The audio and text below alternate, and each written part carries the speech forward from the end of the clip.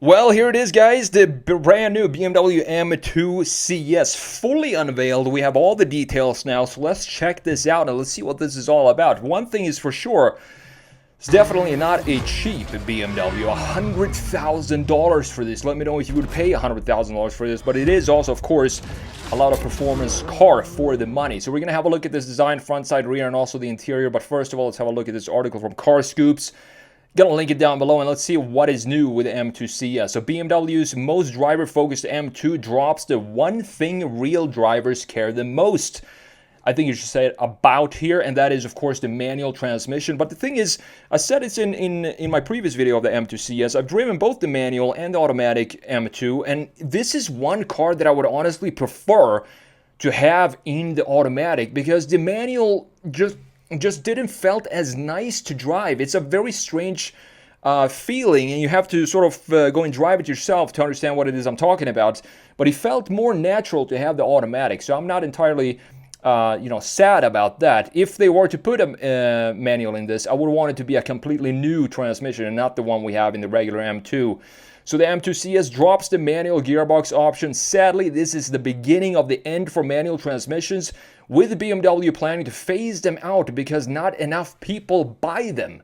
That is the main problem. And I think that one of the reasons is it feels like BMW, when it comes to manual transmissions today, it feels almost like an afterthought, that like the engineers don't really want to put manuals in there anymore, and it feels they don't put in 100% effort to make it like the old school BMW manuals anymore. And I think people are noticing that, and that is why most people, even if it's a BMW, when I grew up, BMW were supposed to be manuals. That is what you wanted for your BMW, but not anymore, I guess. So instead, you have the 8-speed automatic found in the standard car here for the CS as well. The engine is an upgraded 3-liter S58 inline 6 with 523 horsepower now and 479 pound-feet of torque. 0 to 60, 0.2 seconds in the regular car at 3.7 seconds. Not bad, but the top speed is, to me, the most impressive thing here. 188 miles per hour, over 300 kilometers an hour. I remember growing up, 300 kilometers an hour, that was hypercar. Just a few cars in the world could do that. And now we have it in a BMW M2. It's pretty cool to see. So it's matching the M3 and the M3 competitions, electronically limited top speed. And you do have the driver's package standard in the M2 CS. And that, of course, unlocks the top speed of this vehicle. Otherwise, it's going to be limited to 155 miles per hour. Now, being a modern BMW, the two magic letters don't just grant you power upgrades. They also come with unique styling additions, and the jury is still out on whether we would call them enhancements or not. And here we can see it in this beautiful violet spec with the wheels that I would 100% go for, these bronze wheels. I think it looks great. When it first came out, it definitely looked very strange to me. The proportions were a little bit off, the hood looked a little too long, but over time it's grown on me a lot, and I think it looks honestly really cool these days. We do, as I said in the previous video, I want to have some redesigns in front, and I'm actually going to make a redesign of this and throw it up here on the channel so I can redo that if I see any changes that I want to see here. I know exactly what I want to change, and that is coming here to the channel as well. Now, this is by far the spec that I would personally go for, this matte white, satin white with the bronze wheels and the ducktail in the rear end. Just looks stunning, this thing. Look how big the ducktail is. It almost covers the rear the rear mirror for the interior here. You can barely see over the ducktail. That is how big it is. But man, does it look planted. It looks great. The only thing I want to change is, of course, have 20s all around instead of the staggered 20s in the back and 19 wheels in the front. So 19 inches in front and 20s in the rear, which can be optioned with track-focused tires for no additional cost. The front grille gains various geometric lines and shapes.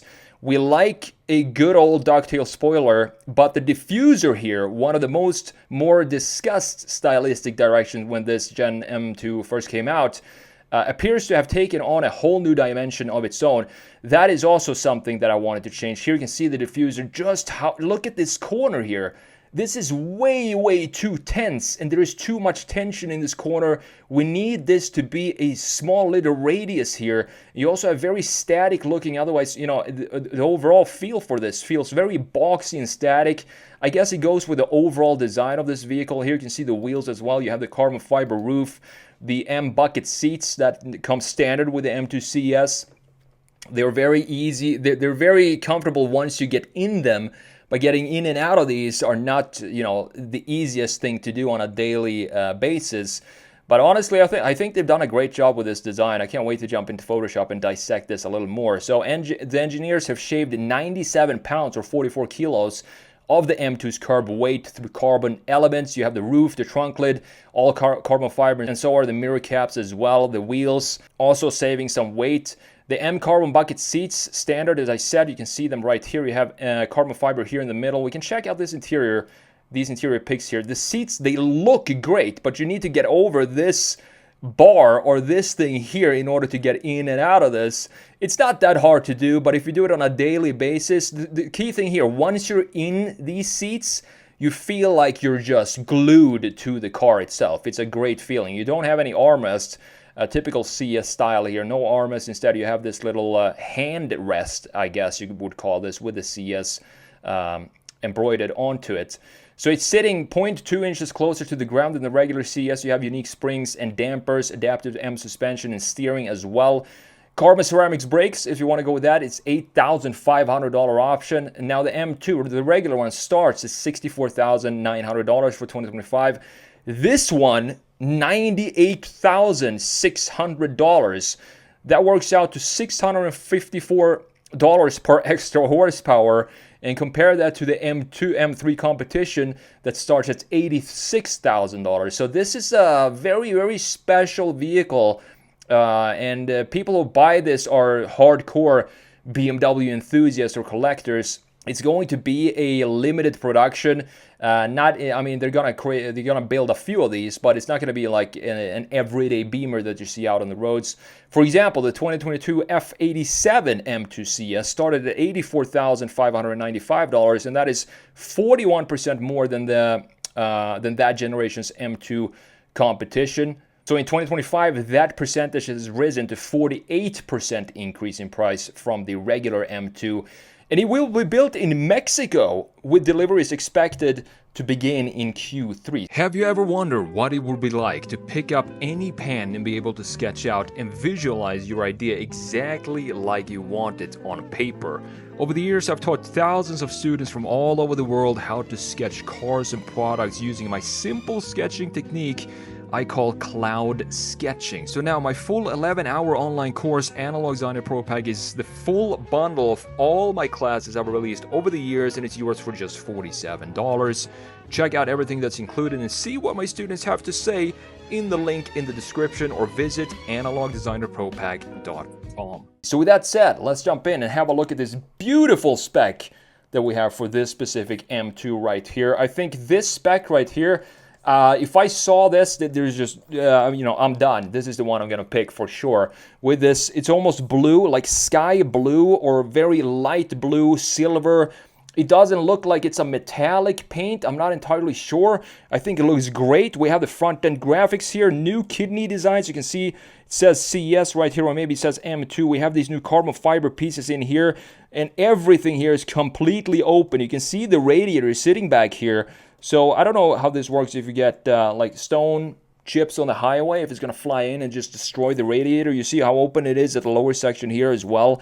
We do have new carbon fiber pieces in this area. Still the same boxiness. Let me know if this design has grown on you. For me, for sure, it looks a lot better now that I've seen it and driven it in real life than it did when I first saw it come out. It still has a static feel to it, but it sort of makes it feel, I've said this before, but it makes it feel like a DTM race car, you know, the German Racing League, but for the road, and where all the pieces, the wide body kit and all of this is integrated beautifully into the bodywork of the car. So it has a fluid design to it, even though it still feels pretty static. One detail I always wanted to change here is you see this chamfer, it's not dynamic enough. It feels like they just, pushed in the headlight into the bodywork itself. But I do like the daytime run lights because it feels like we have some dynamic feeling here with this fluid wave design that we have for the LEDs right there, looking nice. We also have this new lower splitter in the lower section. Looking at the side view, this is the key area here that I want to talk about, the ducktail in the rear end. I think this does so much to this design because the send-off back here, boom, it just shoots right up.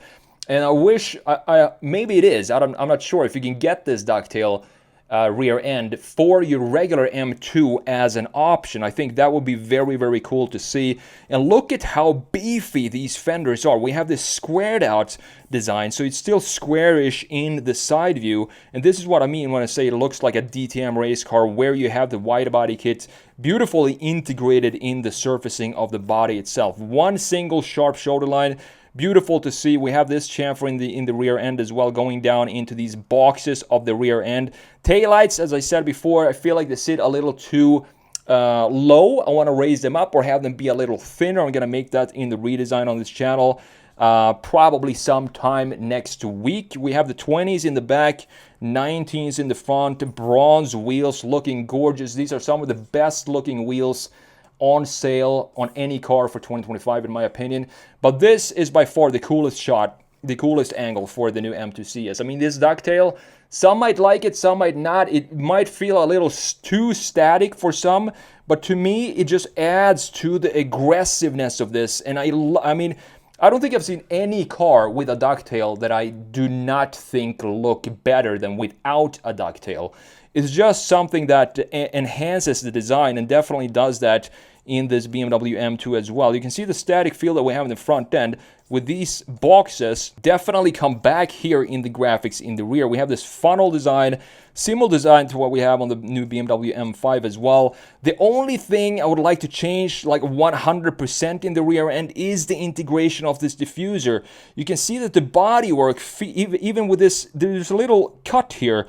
Even this just makes it feel like the bodywork is under too much tension from the manufacturing methods to have a sharp corner like this. So what I want to do here is very simple, just create a nice small little radius like this. This is all I'm asking for, and then we can make this black as well so we can have a cut line there. And I think this just makes it feel a little bit more harmonious than having this 90-degree sharp corner that it feels like you're going to cut yourself on if you touch it. The diffuser overall, the quad exhaust pipes, love to see that we still have those intact here, of course, this being a proper M car. Now last but not least, this interior, I'm not sure what I can say about this interior other than what I've already said about these type of interiors, but we do have the dual screen setup right here. Carbon fiber everywhere in this interior, even down here, looking very cool. We have the gear selector here, and I do love this Alcantara steering wheel with the 12 o'clock marking up here, and you have the paddles, of course. You have the M1, M2 customized buttons for your own drive modes, and you can see that it says CS in the door panel with the bucket seats all the way down here. So overall, very expensive vehicle for sure, but I mean, it does over 300 kilometers an hour or 188 miles per hour. This is a proper, almost supercar territory when it comes to the performance of this car. And I do think the upgrades, in the article they said they're not sure if the upgrades, the visual upgrades actually enhances this vehicle. But me personally, I definitely think it does, specifically when you look at it from a 3/4 rear view and the beautiful ducktail that we have in the back.